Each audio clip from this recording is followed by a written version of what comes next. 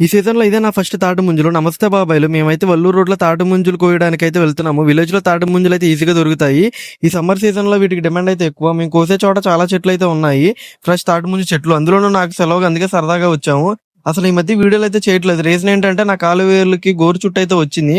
అందుకే వీడియోస్ చేయట్లేదు. కొద్దిగా ఇబ్బందిగా ఉంది. కొంచెం టైం పడుతుంది తగ్గడానికి.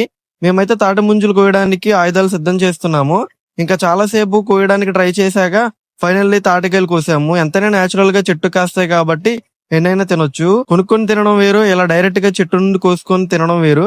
ఇలా పొలాల మధ్య కాయలు కోసుకొని తినడం ఒక్క పల్లెటూరులకు మాత్రమే సాధ్యం. నేనైతే 4 కాయలు తిన్నా. నా ఆత్రం చూసి 4 గెలలు తిన్నాను అనుకోకండి. అబ్బా టేస్ట్ వేరే లెవెల్, స్వీట్ గా ఉంటుంది. బయట అయితే డజన్ అర డజన్ లెక్క అయితే అమ్ముతారు. ఎక్కడ చూసినా జనాలు ఖచ్చితంగా వీటిని అయితే కొంటారు. డిమాండ్ ఎక్కువగా ఉంటాయి కాబట్టి ఎక్కడ చూసినా ఇవే కనిపిస్తాయి. చిన్న పిల్లల నుండి పెద్ద పిల్లల వరకు అందరూ తింటారు. ఇంకా కొన్ని కోసుకుని తిన్నాక ఇంటికి అయితే పోతున్నాము.